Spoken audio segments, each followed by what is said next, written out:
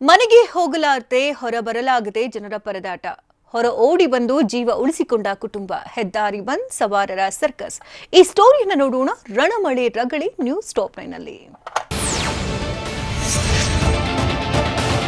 ರಣಮಳೆಯಿಂದ ಕಂಗಾಲಾಗಿ ಹೋಗಿರುವಂತಹ ಬೆಳಗಾವಿ ಜನತೆ ಮತ್ತಷ್ಟು ಆತಂಕಗೊಂಡಿದ್ದಾರೆ. ಯಾಕಂದ್ರೆ ಬೆಳಗಾವಿಯಲ್ಲಿ ಘಟಪ್ರಭಾ ನದಿ ಭೋರ್ಗರಿತಾ ಇದೆ. ಇದರಿಂದ ಮೂಡಲಗಿ ತಾಲೂಕಿನ 4 ಸೇತುವೆಗಳು ನೀರಿನಲ್ಲಿ ಕಣ್ಮರೆಯಾಗಿದೆ. ವಡೇರಟ್ಟಿ, ಉದಗಟ್ಟಿ, ಕಮಲದಿನ್ನಿ, ಹುಣಶ್ಯಾಳ ಸೇತುವೆ, ಸುಣದೋಳ, ಮೂಡಲಗಿ, ಅವರಾಧಿ, ಮಹಾಲಿಂಗಪುರ ಸೇತುವೆಗಳು ನೀರಿನಲ್ಲಿ ಮುಳುಗಿವೆ.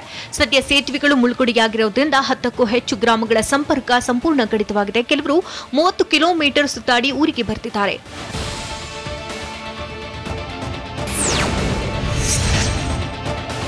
ಪ್ರವಾಹದಿಂದ ಆಗ್ತಾ ಇರುವಂತಹ ಅನಾಹುತಗಳು ಒಂದ-ಎರಡ. ಬೆಳಗಾವಿಯ ಮೂಡಲಗಿ ತಾಲೂಕಿನಲ್ಲಿ ಸೇತುವೆಗಳ ಜಲಾವೃತ ಆಗಿದ್ರೆ, ಬೆಳಗಾವಿ ತಾಲೂಕಿನ ಹಲಗ ಗ್ರಾಮದಲ್ಲಿ ಮನೆಯ ಮೇಲ್ಛಾವಣಿ ಮತ್ತು ಗೋಡೆ ಕುಸಿದಿದೆ. ನಿರಂತರ ಮಳೆಯಿಂದಾಗಿ ಅವಾಂತರ ನಡೆದಿದ್ದು, ಮನೆ ಮಾಲೀಕ ಲಕ್ಷ್ಮಣ ಗೋಮಣ್ಣವರ್ ಕಂಗಾಲಾಗಿದ್ದಾರೆ. ಇನ್ನು ಗೋಡೆ ಕುಸಿಯುವ ವೇಳೆ ಕುಟುಂಬಸ್ಥರು ಹೊರ ಓಡಿ ಬಂದು ಜೀವ ಉಳಿಸಿಕೊಂಡಿದ್ದಾರೆ.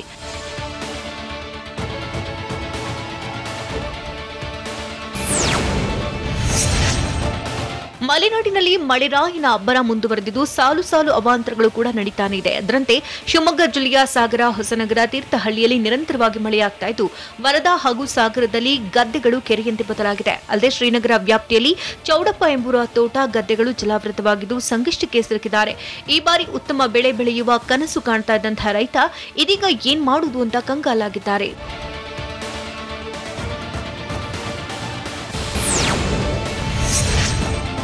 ಹಾಸನದಲ್ಲೂ ವರುಣ ರೌದ್ರಾವತಾರ ತಾಳಿದ್ದಾನೆ. ಆಕಾಶವೇ ರಂಧ್ರವಾದಂತೆ ಮಳೆಯಾಗ್ತಾ ಇದೆ. ಇದರಿಂದ ಸಕಲೇಶಪುರ, ಆಲೂರು, ಬೇಲೂರಿನಲ್ಲಿ ಮತ್ತೆ ಅವಾಂತರಗಳು ನಡೆದಿದೆ. ಮತ್ತೊಂದು ಕಡೆ ಗೋರೂರಿನ ಹೇಮಾವತಿ ಜಲಾಶಯದಲ್ಲಿ ನೀರು ಗರಿಷ್ಠ ಮಟ್ಟ ತಲುಪಿದೆ. ಹೇಮಾವತಿ ನೀರಿನ ಮಟ್ಟ 2920.30 ಅಡಿಗೆ ಏರಿಕೆಯಾಗಿದ್ದು, ಸದ್ಯ ಡ್ಯಾಂನಲ್ಲಿ 34,867 ಕ್ಯೂಸೆಕ್ಗೆ ಹೇಮಾವತಿ ಒಳಹರಿವಿದೆ.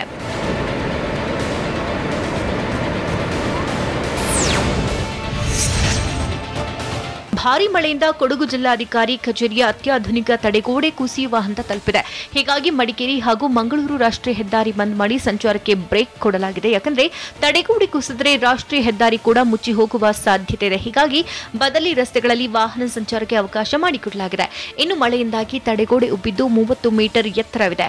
ಈಗಾಗಲೇ ರಸ್ತೆ ಎದುರಿನ ಅಂಗಡಿ ಮತ್ತು ನಿವಾಸಿಗಳಿಗೆ ಆತಂಕ ಹೆಚ್ಚಾಗಿದೆ.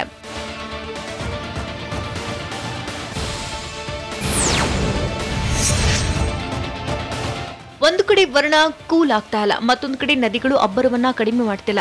ಊರುಗಳನ್ನೇ ನುಂಗಿ ಹಾಕುವಂತೆ ದನಿಗಳು ಉಗ್ರ ರೂಪವನ್ನ ಪಡೆದಿದೆ. ಹೀಗೆ ತುಂಗಭದ್ರಾ ನದಿಯು ಉಕ್ಕಿ ಹರಿತಾ ಇದೆ. ಇದರಿಂದ ಮಂತ್ರಾಲಯದ ರಾಯರ ಮಠದಲ್ಲಿ ಪುಣ್ಯ ಸ್ನಾನಕ್ಕೆ ನಿಷೇಧ ಮಾಡಲಾಗಿದೆ. ನದಿ ದಡದಲ್ಲಿ ಬ್ಯಾರಿಕೇಡ್ಗಳನ್ನು ಹಾಕಿ ಮುಂಜಾಗ್ರತಾ ಕ್ರಮವನ್ನು ವಹಿಸಲಾಗಿದೆ. ಅಲ್ಲದೆ ನದಿ ಬಳಿ ಭಕ್ತರು ಬರದಂತೆ ಮಠದ ಸಿಬ್ಬಂದಿ ಹಾಗೂ ಪೊಲೀಸರು ಅಲರ್ಟ್ ಆಗಿದ್ದಾರೆ. ಮತ್ತೊಂದು ಕಡೆ ಪುಣ್ಯ ಸ್ನಾನ ಮಾಡ್ತಿದ್ದಂತಹ ಕಡೆಗಳಲ್ಲಿ ಹಾವುಗಳ ಕಾಟ ಕೂಡ ಜಾಸ್ತಿಯಾಗಿದೆ.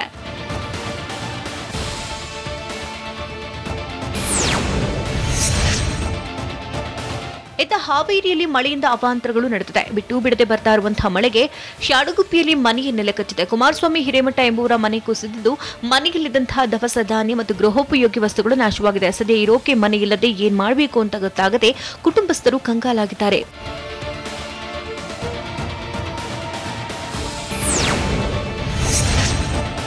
ರಣಮಳೆಯಿಂದ ಹಾವೇರಿಯಲ್ಲಿ ಮಾತ್ರ ಮನೆ ಕುಸಿದು ಬಿದ್ದಿಲ್ಲ. ದಾವಣಗೆರೆ ಜಿಲ್ಲೆಯ ಚನ್ನಗಿರಿ ತಾಲೂಕಿನ ಸಂತೆಬೆನ್ನೂರಿನಲ್ಲೂ 2 ಮನೆಗಳು ಧರೆಗುರುಳಿವೆ. ಮಂಜಪ್ಪ ಮತ್ತು ಶೇಖರಪ್ಪ ಎಂಬುವರಿಗೆ ಸೇರಿದಂತಹ ಮನೆಗಳಿದಾಗಿದ್ದು, ವರುಣನ ಅಬ್ಬರ ಮುಂದುವರೆದಿದ್ದು ಪಕ್ಕದ ಮನೆಯವರಿಗೂ ಆತಂಕ ಶುರುವಾಗಿದೆ. ಇನ್ನು ಕುಟುಂಬಸ್ಥರು ಪಕ್ಕದ ಮನೆಯಲ್ಲಿ ಆಸರೆ ಪಡೆದಿದ್ದರಿಂದ ಬಚಾವಾಗಿದ್ದು, ಸದ್ಯ ದಾವಣಗೆರೆ ಜಿಲ್ಲೆಯಲ್ಲಿ ಒಟ್ಟು 120 ಮನೆಗಳು ಕುಸಿತವಾಗಿದ್ದಂತೆ.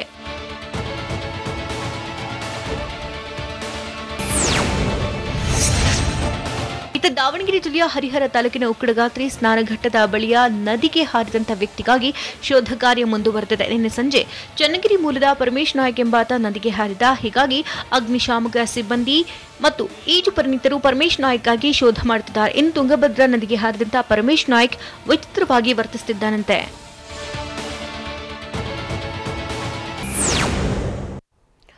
ಏಕಾಏಕಿ ಬಾಯ್ಬಿಟ್ಟ ಹೆದ್ದಾರಿ ಬಳಿಕ ಆಗಿದ್ದೇನು? ಮಳೆರಾಯನ ಅವತಾರಕ್ಕೆ ಶಾಲೆಗಳಿಗೂ ಕಾದಿದ್ಯಾ ಕಂಟಕ? ಜಮೀನು ನೀರು ಪಾಲು, ತೆಪ್ಪದಲ್ಲೇ ರೈತರ ಪರದಾಟ. ಈ ಸ್ಟೋರಿಯನ್ನು ನೋಡೋಣ ಪ್ರವಾಹ ಪ್ರತಾಪ ನ್ಯೂಸ್ ಟಾಪ್ 9 ನಲ್ಲಿ. ಉತ್ತರ ಕನ್ನಡ ಜಿಲ್ಲೆಯಲ್ಲಿ ಅಬ್ಬರಿಸಿ ಬೊಬ್ಬಿರ್ತಾ ಇರುವಂತಹ ಮಳೆರಾಯ ದೊಡ್ಡ ಮಟ್ಟದಲ್ಲಿ ಹೊಡೆತ ಕೊಟ್ಟಿದ್ದಾನೆ. ಯಾಕಂದ್ರೆ ಧೋ ಅಂತ ಸುರಿತಾ ಇರುವಂತಹ ಮಳೆಗೆ ಹೆದ್ದಾರಿಯ ಬಾಯ್ಬಿಟ್ಟಿದೆ. ಮತ್ತೊಂದು ಕಡೆ ದೊಡ್ಡ ದೊಡ್ಡ ಕಂದಕಗಳೇ ಸೃಷ್ಟಿಯಾಗಿದೆ. ಅಣಸಿ ಬಳಿ ಹೆದ್ದಾರಿ ಕುಸಿದಿದ್ದು ಸವಾರರು ಪರದಾಡ್ತಿದ್ದಾರೆ. ಇದಷ್ಟೇ ಅಲ್ಲ, ಹೊನ್ನಾವರ ತಾಲೂಕಿನ ಹಲವೆಡೆ ಪ್ರವಾಹ ಎದುರಾಗಿದ್ದು ಮನೆಗಳು ಜಲಾವೃತವಾಗ್ತಾ ಇದೆ. ಇದರಿಂದ ಜೀವ ಉಳಿಸಿಕೊಳ್ಳಲು ಜನ ಪ್ರವಾಹದಲ್ಲೇ ಸಂಚಾರ ಮಾಡ್ತಿದ್ದಾರೆ. ಟಿವಿ9 ವರದಿ ಬಳಿಕ ಚಿಕ್ಕಮಗಳೂರಿನ ಕೊಟ್ಟಿಗೆಹಾರದಲ್ಲಿ ಪ್ಲಾಸ್ಟಿಕ್ ಗುಡಿಸಲಿನಲ್ಲಿ ಕಾಲ ಕಳೀತಾ ಇದ್ದ ಕುಟುಂಬಕ್ಕೆ ಮನೆ ಭಾಗ್ಯ ಸಿಕ್ಕಿದೆ. ಸಣ್ಣ ಮನೆಯಲ್ಲಿ ಪರದಾಡ್ತಾ ಇದ್ದಂತಹ ಕುಟುಂಬಕ್ಕೆ ಮನೆ ಕಟ್ಟಿಸಿಕೊಡುವುದಕ್ಕೆ ಮಾಜಿ ಸಚಿವ ಕೆಜೆ ಜಾರ್ಜ್ ಪುತ್ರ ರಾಣಾ ಜಾರ್ಜ್ ಮುಂದಾಗಿದ್ದಾರೆ. ಅದು ಕೂಡ ವಿವರ ಪಡೆಯುವುದಕ್ಕೆ ಒಂದು ತಂಡ ಕಳಿಸಿ ಇದೀಗ ಅಗತ್ಯ ವಸ್ತು ಖರೀದಿಗೆ 20,000 ನೀಡಿದ್ದಾರೆ. ಇದಷ್ಟೇ ಅಲ್ಲ, ಟಿವಿ9 ವರದಿ ಪ್ರಸಾರದ ಬೆನ್ನಲ್ಲೇ ಸಚಿವ ಭೈರತಿ ಬಸವರಾಜ್ ಕೂಡ ಭೇಟಿ ಕೊಟ್ಟು ವೈಯಕ್ತಿಕವಾಗಿ 50,000 ಹಣ ನೀಡಿ ಸರ್ಕಾರದಿಂದ 5 ಲಕ್ಷ ಚೆಕ್ ನೀಡುವುದಾಗಿ ಭರವಸೆ ಕೊಟ್ಟಿದ್ದಾರೆ.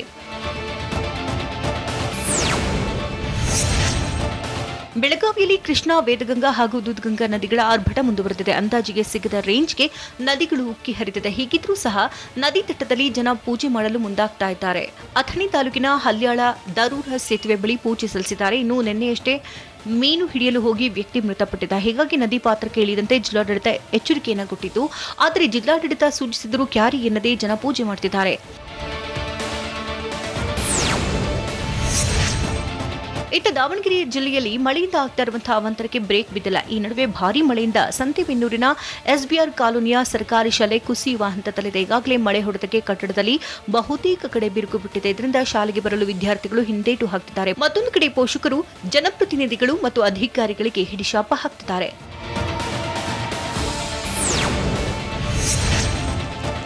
ಇಲ್ಲಿ ನೋಡಿ, ಕೃಷ್ಣಾ ನದಿಯ ಪ್ರತಾಪಕ್ಕೆ ರಾಯಚೂರು ಜಿಲ್ಲೆಯ ಲಿಂಗಸ್ಗೂರು ತಾಲೂಕಿನ ಶೀಲಹಳ್ಳಿ ಸೇತುವೆ ಮುಳುಗಡೆಯಾಗಿದೆ. ಮತ್ತೊಂದು ಕಡೆ ಭಾರೀ ಮಳೆಯಿಂದಾಗಿ ನಾರಾಯಣಪುರ ಜಲಾಶಯ ಭರ್ತಿಯಾಗಿದ್ದು ಡ್ಯಾಂನ 24 ಗೇಟ್ ಮೂಲಕ ಕೃಷ್ಣಾ ನದಿಗೆ ನೀರು ರಿಲೀಸ್ ಮಾಡಲಾಗಿದೆ. ಕೃಷ್ಣಾ ನದಿಗೆ 1,74,000 ಕ್ಯೂಸೆಕ್ಸ್ ನೀರು ಬಿಟ್ಟಿದ್ದು ಶೀಲಹಳ್ಳಿ ಸೇತುವೆ ಮುಳುಗಡೆಯಾಗಿದೆ. ಇದರಿಂದ ಕಡದರಗಡ್ಡಿ, ಯರಗೋಡಿ, ಹಂಚನಾಳ ಗ್ರಾಮದ ರಸ್ತೆ ಸಂಚಾರ ಬಂದ್ ಆಗಿದೆ.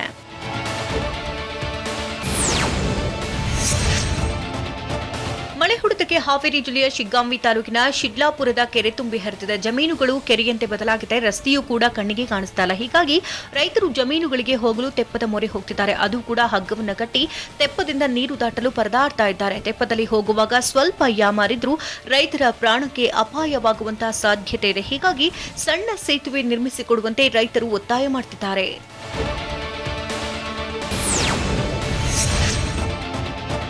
ಕಾರವಾರದಲ್ಲಿ ಅಘನಾಶಿನಿ ಮತ್ತು ಶರಾವತಿ ನದಿ ಮತ್ತೆ ಉಗ್ರ ರೂಪವನ್ನು ತಾಳಿದೆ. ಉತ್ತರ ಕರ್ನಾಟಕದ ಶಿರಸಿ ಹಾಗೂ ಸಿದ್ದಾಪುರದಲ್ಲಿ ವ್ಯಾಪಕವಾಗಿ ಮಳೆ ಸುರಿತಾ ಇದೆ. ಇದರಿಂದ ಕುಮಟಾ, ಹೊನ್ನಾವರ ತಾಲೂಕಿನಲ್ಲಿ ಪ್ರವಾಹದ ಸ್ಥಿತಿ ನಿರ್ಮಾಣವಾಗಿದೆ. ಕುಮಟಾ ತಾಲೂಕಿನ ಕೊನ್ನಹಳ್ಳಿ, ಊರಕೇರಿ, ಮೂರೂರು ಹಾಗೂ ಹೊನ್ನಾವರದ ಮಾವಿನಕುರ್ವ, ಗುಂಡಬಾಳ, ಚಿಕ್ಕನಕೋಡ, ಹಡಿನಬಾಳ, ಗುಡ್ನಕಟ್ಟು ಗ್ರಾಮಗಳಲ್ಲಿ ಪ್ರವಾಹ ಭೀತಿ ಎದುರಾಗಿದೆ. ಸದ್ಯ ಕುಮಟಾ ಮತ್ತು ಹೊನ್ನಾವರದಲ್ಲಿ ಎಸ್ಡಿಆರ್ಎಫ್ ತಂಡ ಬೀಡುಬಿಟ್ಟಿದ್ದು ಸಂತ್ರಸ್ತರನ್ನ ದೋಣಿ ಮೂಲಕ ಕಾಳಜಿ ಕೇಂದ್ರಕ್ಕೆ ಸ್ಥಳಾಂತರ ಮಾಡಲಾಗುತ್ತಿದೆ. ಉತ್ತರ ಕನ್ನಡ ಜಿಲ್ಲೆಯ ಬನವಾಸಿ ಪಟ್ಟಣದಲ್ಲಿ ಕ್ಷಣ ಮಾತ್ರದಲ್ಲೇ ಅವಾಂತರ ತಪ್ಪಿದೆ. ಭಾರೀ ಮಳೆಯಿಂದ ಹೆಂಚಿನ ಮನೆ ಕುಸಿದಿದ್ದು ಅದೃಷ್ಟವಶಾತ್ ಕುಟುಂಬಸ್ಥರು ಸ್ವಲ್ಪದರಲ್ಲೇ ಪಾರಾಗಿದ್ದಾರೆ. ಕಲಾವತಿ ಬಳಜಿ ಎಂಬುವರ ಮನೆ ಇದಾಗಿದ್ದು ಕುಟುಂಬಸ್ಥರು ಕಂಗಾಲಾಗಿದ್ದಾರೆ. ಸದ್ಯ ಘಟನಾ ಸ್ಥಳಕ್ಕೆ ಕಂದಾಯ ಇಲಾಖೆ ಅಧಿಕಾರಿಗಳು ಭೇಟಿ ನೀಡಿ ಪರಿಶೀಲನೆ ನಡೆಸಿದ್ದಾರೆ. ಯಾದಗಿರಿ ಜಿಲ್ಲೆಯ ರೈತರಿಗೆ ಎರಡೆರಡು ಟೆನ್ಷನ್ ಶುರುವಾಗಿದೆ. ಒಂದು ಕಡೆ ಪ್ರವಾಹದ ಭೀತಿ ಎದುರಾಗಿದ್ರೆ ಇನ್ನೊಂದು ಕಡೆ ಮೊಸಳೆ ಕಾಟ ಕೂಡ ಜಾಸ್ತಿ ಆಗ್ತಾ ಇದೆ. ಯಾಕಂದ್ರೆ ವಡಿಗೇರ ತಾಲೂಕಿನ ಗೋನಾಲ ಗ್ರಾಮದ ಭತ್ತದ ಜಮೀನಿಗೆ ಮೊಸಳೆ ನುಗ್ಗಿದೆ. ಹೀಗಾಗಿ ಜಮೀನಿಗೆ ತೆರಳಲು ರೈತರು ಹಿಂದೇಟು ಹಾಕ್ತಿದ್ದಾರೆ. ಇತ್ತ ಕೃಷ್ಣಾ ನದಿಗೆ ಅಧಿಕ ಪ್ರಮಾಣದಲ್ಲಿ ನೀರು ಬಿಡುಗಡೆಯಿಂದ ರೈತರು ಜಮೀನು ಮುಳುಗಡೆ ಆಗುತ್ತೆ ಎನ್ನುವ ಆತಂಕದಲ್ಲಿದ್ದಾರೆ.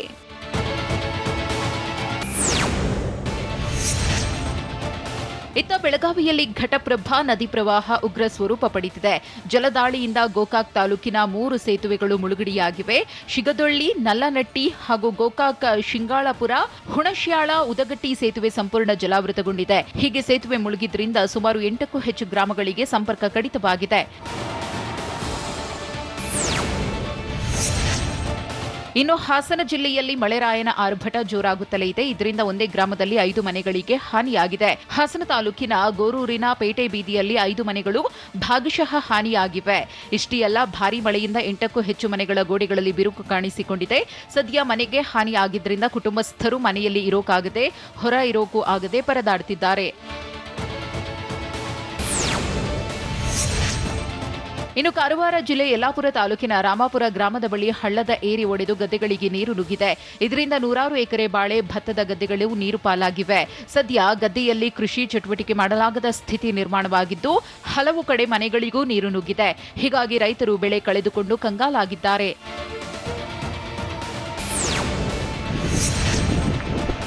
ಇತ್ತ ತುಂಗಭದ್ರಾ ನದಿ ಅಪಾಯದ ಮಟ್ಟ ಮೀರಿ ಹರಿಯುತ್ತಿದ್ದು, ನದಿ ಪ್ರವಾಹದಿಂದ ಭತ್ತದ ಗದ್ದೆ, ಬಾಳೆ ತೋಟಗಳು ಜಲಾವೃತವಾಗಿವೆ.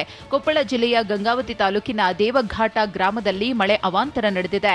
ತುಂಗಭದ್ರಾ ಜಲಾಶಯದಿಂದ ನದಿಗೆ 1,50,000 ಕ್ಯೂಸೆಕ್ ನೀರು ಬಿಟ್ಟಿದ್ದರಿಂದ ಆನೆಗೊಂದಿ ಬಳಿ ಭತ್ತದ ಗದ್ದೆ, ಬಾಳೆ ತೋಟಗಳು ನಾಶವಾಗಿದ್ದು, ರೈತರು ಕಂಗಾಲಾಗಿದ್ದಾರೆ.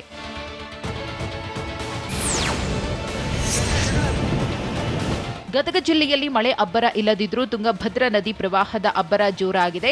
ಕ್ಷಣ ಕ್ಷಣಕ್ಕೂ ನೀರಿನ ಮಟ್ಟ ಹೆಚ್ಚಾಗುತ್ತಿದೆ. ಡ್ಯಾಂನಿಂದ ಅಪಾರ ನೀರು ಹರಿಬಿಟ್ಟ ಹಿನ್ನೆಲೆಯಲ್ಲಿ ಕ್ಷಣ ಕ್ಷಣಕ್ಕೂ ನದಿಯಲ್ಲಿ ನೀರಿನ ಪ್ರಮಾಣ ಹೆಚ್ಚುತ್ತಿದೆ. ಗದಗ ಜಿಲ್ಲೆಯ ಮುಂಡರಗಿ ತಾಲೂಕಿನ ಸಿಂಗಟಾಲೂರು ಬ್ಯಾರೇಜ್ ಸಂಪೂರ್ಣ ಭರ್ತಿಯಾಗಿದೆ. ಒಳಹರಿವು 1,73,961 ಕ್ಯೂಸೆಕ್ ಇದೆ. ಹೀಗಾಗಿ 20 ಗೇಟ್ಗಳ ಮೂಲಕ ನೀರನ್ನ ಹರಿಬಿಡಲಾಗಿದೆ. ನದಿ ತೀರದ ಜನರು ಎಚ್ಚರಿಕೆಯಿಂದ ಇರಲು ಜಿಲ್ಲಾಡಳಿತ ಸೂಚನೆ ನೀಡಿದೆ.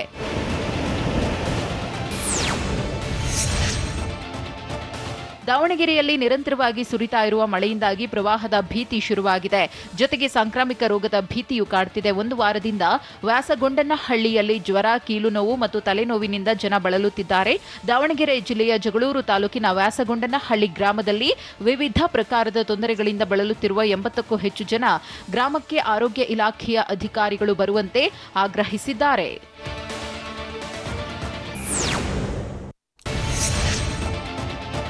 ಕೂಸು ಹುಟ್ಟೋಕ್ಕೂ ಮುನ್ನ ಕುಲಾವಿ ಹೊಲಿಸೋದು ಬೇಡ. ಮೊದಲು ನಮ್ಮ ಪಕ್ಷದ 125 ಶಾಸಕರು ಆಯ್ಕೆಯಾಗಲಿ, ಬಳಿಕ ಸಿಎಂ ಯಾರಾಗಬೇಕೆಂದು ಶಾಸಕಾಂಗ ಸಭೆಯಲ್ಲಿ ತೀರ್ಮಾನ ಮಾಡ್ತೇವೆ ಅಂತ ಲಕ್ಷ್ಮೀ ಹೆಬ್ಬಾಳ್ಕರ್ ಗುಡುಗಿದ್ದಾರೆ. ಬೆಳಗಾವಿ ಜಿಲ್ಲೆ ರಾಯಬಾಗ ತಾಲೂಕಿನ ಹಾರೋಗೇರಿ ಪಟ್ಟಣದಲ್ಲಿ ಮಾತನಾಡಿದ ಶಾಸಕಿ ಲಕ್ಷ್ಮೀ ಹೆಬ್ಬಾಳ್ಕರ್, ಸಿಎಂ ಸ್ಥಾನಕ್ಕೆ ಈಗಲೇ ಯಾರೂ ಗುದ್ದಾಡ್ತಿಲ್ಲ, ಜಿದ್ದಿಗೆ ಬಿದ್ದಿಲ್ಲ. ಸಿದ್ದರಾಮಯ್ಯನವರ ಹುಟ್ಟುಹಬ್ಬವನ್ನ ಎಲ್ಲರೂ ಕೂಡಿ ಮಾಡ್ತಿದ್ದೇವೆ ಅಂತ ಬಿಜೆಪಿಗೆ ಲಕ್ಷ್ಮೀ ಹೆಬ್ಬಾಳ್ಕರ್ ಟಾಂಗ್ ಕೊಟ್ಟಿದ್ದಾರೆ. ಇತ್ತ ಸಿದ್ದರಾಮಯ್ಯ ಸಿಎಂ ಆಗುವ ಇಂಗಿತ ವ್ಯಕ್ತಪಡಿಸಿದ ವಿಚಾರಕ್ಕೆ ಸಂಬಂಧಪಟ್ಟಂತೆ ಲಕ್ಷ್ಮೀ ಹೆಬ್ಬಾಳ್ಕರ್ ತಮಗೇನು ಗೊತ್ತಿಲ್ಲ ಎಂಬಂತೆ ಪ್ರತಿಕ್ರಿಯೆ ಕೊಟ್ಟಿದ್ದಾರೆ. ಅಂದ್ರೆ ಸಿಎಂ ಆಗ್ತೇನೆಂದು ಇಂಗಿತ ವ್ಯಕ್ತಪಡಿಸಿದ್ದು ನಾವೆಲ್ಲೂ ಕೇಳಿಲ್ಲ. ಕಾಂಗ್ರೆಸ್ ಪಕ್ಷದಲ್ಲಿ ಮೊದಲಿನಿಂದಲೂ ಒಂದು ಪದ್ಧತಿ ಇದೆ, ಶಾಸಕರು ಆಯ್ಕೆಯಾಗಬೇಕು, ಬಳಿಕ ವರಿಷ್ಠರು ತೀರ್ಮಾನಿಸಬೇಕು ಅಂತ ಶಾಸಕಿ ಲಕ್ಷ್ಮೀ ಹೆಬ್ಬಾಳ್ಕರ್ ತಿಳಿಸಿದ್ರು.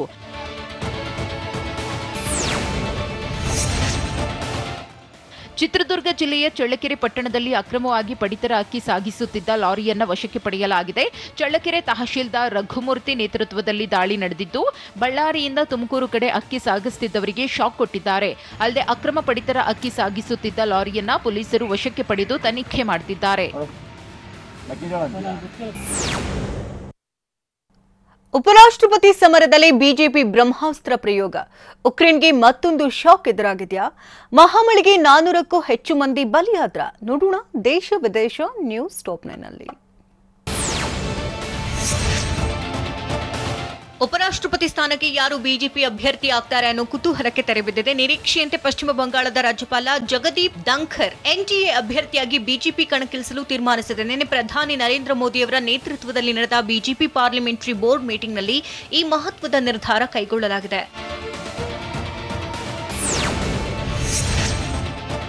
ಪಶ್ಚಿಮ ಬಂಗಾಳದ ರಾಜ್ಯಪಾಲರಾಗಿರುವ ಜಗದೀಪ್ ಧಂಖರ್ ಎನ್ಡಿಎ ಉಪರಾಷ್ಟ್ರಪತಿ ಅಭ್ಯರ್ಥಿಯಾಗಲಿದ್ದಾರೆ. ಧಂಖರ್ ಅವರನ್ನ ಅಭ್ಯರ್ಥಿಯನ್ನಾಗಿ ಮಾಡುವ ಮೂಲಕ ಬಿಜೆಪಿ ದೊಡ್ಡ ರಾಜಕೀಯ ಅಸ್ತ್ರವನ್ನ ಹೂಡಿದೆ. ಧಂಖರ್ ಜುಲೈ 2019ರಿಂದ ಬಂಗಾಳದ ರಾಜ್ಯಪಾಲರಾಗಿ ಕಾರ್ಯನಿರ್ವಹಿಸ್ತಾ ಇದ್ದಾರೆ. ಅಲ್ಲಿಂದ ಮುಖ್ಯಮಂತ್ರಿ ಮಮತಾ ಬ್ಯಾನರ್ಜಿ ಅವರೊಂದಿಗೆ ನಿರಂತರ ಫೈಟ್ ನಡೆಸ್ತಾ ಇದ್ದಾರೆ. ಇಬ್ಬರ ನಡುವಿನ ಜಟಾಪಟಿ ಎಷ್ಟರ ಮಟ್ಟಿಗೆ ಹೆಚ್ಚಿತ್ತೆಂದ್ರೆ ಸಿಎಂ ಮಮತಾ ಬ್ಯಾನರ್ಜಿ ರಾಜ್ಯಪಾಲರನ್ನ ಟ್ವಿಟರ್ನಲ್ಲಿ ಬ್ಲಾಕ್ ಮಾಡಿದ್ರು. ಧಂಖರ್ ರಾಜಸ್ಥಾನದಿಂದ ಬಂದವರು, ರೈತ ಕುಟುಂಬಕ್ಕೆ ಸೇರಿದವರು ಮತ್ತು ಜಾಟ್ ಸಮುದಾಯದಿಂದ ಬಂದವರಾಗಿದ್ದಾರೆ. ಮಮತಾ ಅವರನ್ನ ಎದುರಿಸುವ ಸಾಮರ್ಥ್ಯ ಮತ್ತು ಜಾಟ್ ನಾಯಕರಾಗಿದ್ದ ಕಾರಣ ಧಂಖರ್ ಅವರು ಉಪರಾಷ್ಟ್ರಪತಿ ಅಭ್ಯರ್ಥಿಯಾಗಿ ಬಿಜೆಪಿಯ ಮೊದಲ ಆಯ್ಕೆಯಾಗಿದ್ದಾರೆ. ವಿಶೇಷವೆಂದರೆ ಧಂಖರ್ ಬಿಜೆಪಿ ಅಥವಾ ಆರ್ಎಸ್ಎಸ್ನ ಮೂಲ ಸಿದ್ಧಾಂತದಿಂದ ಬಂದವರಲ್ಲ, ಆದ್ರೆ ರೈತ ರಾಜಕಾರಣದಿಂದ ಬಂದವರು. ಆದರೂ ಬಿಜೆಪಿ ಧಂಖರ್ ಅವರಿಗೆ ಮಣೆ ಹಾಕಿದೆ.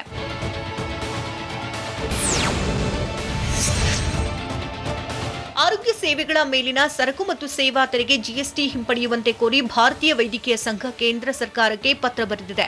ಭಾರತೀಯ ವೈದ್ಯಕೀಯ ಸಂಘ ಕೇಂದ್ರ ಹಣಕಾಸು ಸಚಿವೆ ನಿರ್ಮಲಾ ಸೀತಾರಾಮನ್ ಅವರಿಗೆ ಪತ್ರ ಬರೆದಿದ್ದು ಆರೋಗ್ಯ ಸೇವೆಗಳಿಗೆ ಸರಕು ಮತ್ತು ಸೇವಾ ತೆರಿಗೆಯಿಂದ ವಿನಾಯಿತಿ ನೀಡುವಂತೆ ಮನವಿ ಮಾಡಿದೆ.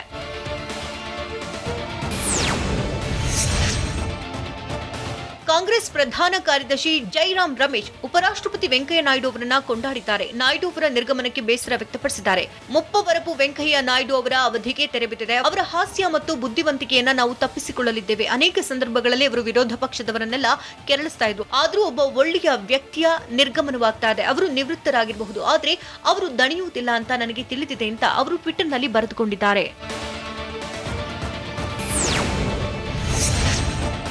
ದೇಶದಲ್ಲಿ ವರುಣನ ಅಟ್ಟಹಾಸ ಯಾವ ಮಟ್ಟಕ್ಕಿದೆ ಎನ್ನುವುದಕ್ಕೆ ಈ ಸಾವಿನ ಸಂಖ್ಯೆಯೇ ಸಾಕ್ಷಿ. ಇದುವರೆಗೆ ಮಳೆಯ ಹೊಡೆತಕ್ಕೆ ದೇಶದಾದ್ಯಂತ 400ಕ್ಕೂ ಹೆಚ್ಚು ಜನ ಮೃತಪಟ್ಟಿದ್ದಾರೆ. ಮಹಾರಾಷ್ಟ್ರದಲ್ಲಿ 102 ಜನ ಮಳೆಗೆ ಬಲಿಯಾಗಿದ್ದರೆ ಗುಜರಾತ್ನಲ್ಲಿ 80ಕ್ಕೂ ಹೆಚ್ಚು ಜನ ಪ್ರವಾಹದಿಂದ ಪ್ರಾಣ ಬಿಟ್ಟಿದ್ದಾರೆ. ಇನ್ನು ಗುಜರಾತ್, ನವಸಾರಿ, ರಾಜ್ಕೋಟ್ ಸೇರಿದಂತೆ ಪ್ರವಾಹ ಪೀಡಿತ ಪ್ರದೇಶದಲ್ಲಿ ರೆಸ್ಕ್ಯೂ ಆಪರೇಷನ್ ಮುಂದುವರೆದಿದೆ. ಮಹಾರಾಷ್ಟ್ರದಲ್ಲಿ 11,000ಕ್ಕೂ ಹೆಚ್ಚು ಜನರನ್ನು ಸುರಕ್ಷಿತ ಪ್ರದೇಶಕ್ಕೆ ಸ್ಥಳಾಂತರಿಸಲಾಗಿದೆ. ಕೇವಲ ಕರ್ನಾಟಕವಷ್ಟೇ ಅಲ್ಲ, ನೆರೆ ರಾಜ್ಯ ಆಂಧ್ರಪ್ರದೇಶ ಮತ್ತು ತೆಲಂಗಾಣದಲ್ಲೂ ವರುಣ ಅಬ್ಬರಿಸಿ ಬೊಬ್ಬಿರಿದಿದ್ದಾನೆ. 2 ರಾಜ್ಯಗಳಲ್ಲಿ ವ್ಯಾಪಕ ಮಳೆಯಾಗ್ತಾ ಇದ್ದು ನದಿಗಳು ಉಕ್ಕಿ ಹರಿತಾ ಇದೆ. ಅದರಲ್ಲೂ ಗೋದಾವರಿ ನದಿಯಲ್ಲಿ ನೀರಿನ ಪ್ರಮಾಣ ಭಾರೀ ಹೆಚ್ಚಳವಾಗಿದ್ದು ನದಿ ತಟದ ಗ್ರಾಮಗಳು ಸಂಪೂರ್ಣ ನೀರಿನಲ್ಲಿ ಮುಳುಗಡೆಯಾಗಿವೆ. ಪ್ರವಾಹದಿಂದಾಗಿ ಜನರು ಅಕ್ಷರಶಃ ಕಂಗಾಲಾಗಿದ್ದಾರೆ. ಪಾಕ್ ಕ್ರಿಕೆಟ್ ತಂಡದ ನಾಯಕನಿಗೆ ಕೊಹ್ಲಿ ಥ್ಯಾಂಕ್ಸ್ ಹೇಳಿದ್ಯಾಕೆ? ಒಂದೇ ಒಂದು ಸಿಕ್ಸರ್ಗೆ ಗಾಜು ಪುಡಿ ಪುಡಿಯಾಗಿದ್ದಾದ್ರೂ ಎಲ್ಲಿ? ಮೈದಾನದಲ್ಲೇ ಪ್ರಪೋಸ್ ಮಾಡಿದಂತಹ ಪ್ರೇಮಿಗಳು ವಿಕ್ರಾಂತ್ ರೋಣನ ರಿಲೀಸ್ಗೆ ಅಮೆರಿಕದಲ್ಲಿ ಸಿದ್ಧತೆ ಹೇಗಿದೆ? ಇದೆಲ್ಲವನ್ನು ನೋಡೋಣ ಕ್ರೀಡೆ ಸಿನಿಮಾ ನ್ಯೂಸ್ ಟಾಪ್ ನಲ್ಲಿ. ಬ್ಯಾಟಿಂಗ್ ವೈಫಲ್ಯ ಎದುರಿಸ್ತಾ ಇರುವಂತಹ ವಿರಾಟ್ ಕೊಹ್ಲಿ ಹಲವರ ಟೀಕೆಗೆ ಗುರಿಯಾಗಿದ್ರು. ಆದರೆ ಕೊಹ್ಲಿನ ಬೆಂಬಲಿಸಿ ಪಾಕ್ ನಾಯಕ ಬಾಬರ್ ಅಜಮ್ ಟ್ವೀಟ್ ಮಾಡಿದ್ರು. ಇವೆಲ್ಲ ಕೆಟ್ಟ ಕೆಟ್ಟ ಕ್ಷಣಗಳು ಕಳೆದು ಹೋಗುತ್ತವೆ. ಧೈರ್ಯವಾಗಿರುವಂತಹ ಬಾಬರ್ ಟ್ವೀಟ್ ನಲ್ಲಿ ಬರೆದುಕೊಂಡಿದ್ರು. ಇದಕ್ಕೆ ಕೊಹ್ಲಿ ಪ್ರತಿಕ್ರಿಯಿಸಿದ್ದಾರೆ. ಬಾಬರ್, ನಿನಗೆ ಧನ್ಯವಾದಗಳು. ಶೈನ್ ಆಗ್ತಾ ಇರು, ಬೆಳಿತಾನೆ ಇರು, ನಿಂಗೆ ಆಲ್ ದಿ ಬೆಸ್ಟ್ ಅಂತ ಕೊಹ್ಲಿ ರಿಪ್ಲೈ ನೀಡಿದ್ದಾರೆ.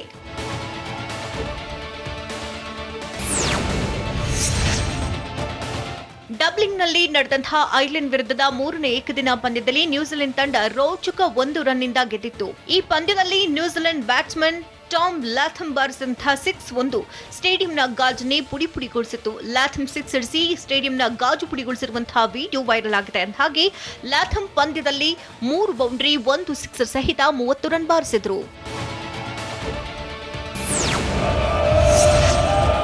ಪಂದ್ಯ ನಡೀತಾ ಇದ್ದಾಗ ಮೈದಾನದಲ್ಲೇ ಪ್ರೇಮಿಗಳಿಬ್ಬರು ಪರಸ್ಪರ ಪ್ರೇಮ ನಿವೇದನೆ ನಡೆಸಿರುವಂತಹ ವಿಡಿಯೋ ಸೋಷಿಯಲ್ ಮೀಡಿಯಾದಲ್ಲಿ ವೈರಲ್ ಆಗಿದೆ. ಈ ದೃಶ್ಯ ಕಾಣಸಿಕ್ಕಿದ್ದು T20 ಬ್ಲಾಸ್ಟ್ 2ನೇ ಸೆಮಿಫೈನಲ್ ಪಂದ್ಯದಲ್ಲಿ. ಎಜ್ಬೋಸ್ಟನ್ ಮೈದಾನದಲ್ಲಿ ನಡೆದಿದ್ದ ಪಂದ್ಯದಲ್ಲಿ ಹ್ಯಾಂಪ್ಶೈರ್ ಮತ್ತು ಸೋಮರ್ಸೆಟ್ ತಂಡಗಳು ಮುಖಾಮುಖಿಯಾಗಿದ್ವು. ಈ ವೇಳೆ ವೀಕ್ಷಕರ ಗ್ಯಾಲರಿಯಲ್ಲಿ ಪ್ರೇಮಿಗಳು ಪ್ರಪೋಸ್ ಮಾಡಿಕೊಂಡ್ರು.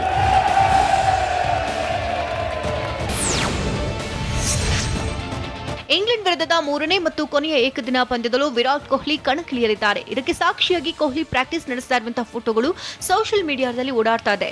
ಕೊಹ್ಲಿ ಸದ್ಯ ಫಾರ್ಮ್ ನಲ್ಲಿ ಇಲ್ಲ, ಆದ್ರೆ ಬ್ಯಾಟಿಂಗ್ ವಿಚಾರದಲ್ಲಿ ದೈತ್ಯ ಪ್ರತಿಭೆ ಎನಿಸಿರುವಂತಹ ಕೊಹ್ಲಿಯನ್ನ ತಂಡದಿಂದ ಹೊರಗಿಡೋದಕ್ಕೆ ನಾಯಕ ರೋಹಿತ್ ಶರ್ಮಾ ಕೂಡ ತಯಾರಿಲ್ಲ. ಹೀಗಾಗಿ ಇಂದಿನ ಪಂದ್ಯದಲ್ಲಿ ಕೊಹ್ಲಿ ಮೈದಾನಕ್ಕಿಳಿಯೋದು ಬಹುತೇಕ ಖಚಿತವಾಗಿದೆ.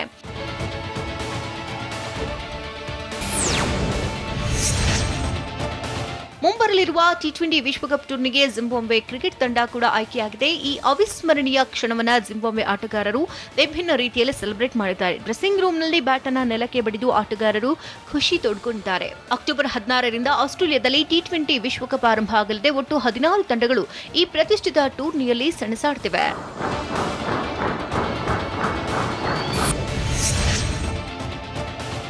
ಇಂಡಿಯಾ ಗೇಟ್ನಲ್ಲಿ ರೋಣನ ಗ್ಯಾಂಗ್, ದೆಹಲಿಯಲ್ಲಿ ಕಿಚ್ಚನ ಸಿನಿಮಾ ತಂಡ ವಿಕ್ರಾಂತ್ ರೋಣ ಸಿನಿಮಾದ ಪ್ರಚಾರ ಮುಗಿಸಿ ಬೆಂಗಳೂರಿಗೆ ವಾಪಸ್ಸಾಗಿದೆ. ಸದ್ಯ ದೆಹಲಿಯಲ್ಲಿ ಹಲವು ಗಣ್ಯರನ್ನ ಭೇಟಿ ಮಾಡಿದಂತಹ ಸುದೀಪ್ ಇಂಡಿಯಾ ಗೇಟ್ ಬಳಿ ಹೋಗಿ ಪ್ರಚಾರ ಮಾಡಿ ಬಂದಿರುವಂತಹ ಫೋಟೋ ಹರಿಬಿಟ್ಟಿದ್ದಾರೆ. ಸುದೀಪ್ ಹಾಗೂ ವಿಕ್ರಾಂತ್ ರೋಣ ಚಿತ್ರದ ಫೋಟೋಗಳು ಸಾಮಾಜಿಕ ಜಾಲತಾಣದಲ್ಲಿ ವೈರಲ್ ಆಗ್ತಿದೆ.